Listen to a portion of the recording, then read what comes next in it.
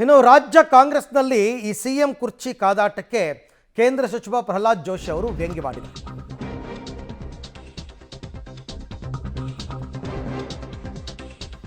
ಕಾಂಗ್ರೆಸ್ ಹೈಕಮಾಂಡ್ಗೆ ಕಮಾಂಡ್ ಅನ್ನೋದೇ ಇಲ್ಲ. ಸಿಎಂ ಡಿಸಿಎಂ ಅವರೇ ಪರಸ್ಪರ ವ್ಯಾಪಾರ ಮಾಡ್ತಾ ಇದ್ದಾರೆ. ಶಾಸಕರ ಬೆಂಬಲದ ಹೆಸರಿನಲ್ಲಿ ಕುದುರೆ ವ್ಯಾಪಾರಕ್ಕೆ ತಯಾರಿ ನಡೀತಾ ಇದೆ. ಕಾಂಗ್ರೆಸ್ ಹೈಕಮಾಂಡ್ ಗಂಭೀರವಾಗಿ ಪರಿಗಣಿಸಿ ಈ ದೊಂಬರಾಟ ನಿಲ್ಲಿಸಬೇಕು. ಶಾಸಕರು ತಾವೇ ಪ್ರಭುಗಳಂತೆ ಮಾತಾಡ್ತಾ ಇದ್ದಾರೆ.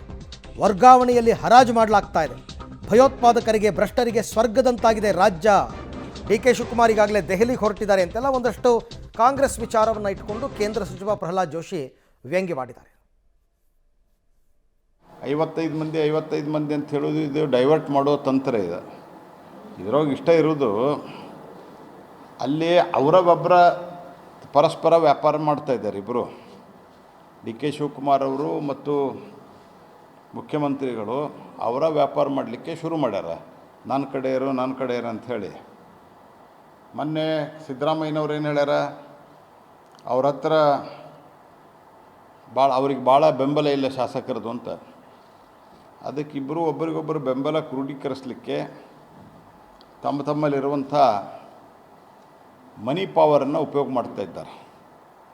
ಹಾಗಾಗಿ ಅವರವ್ರೊಳಗೆ ಬಡದಾಡೋ ಮುಂದೆ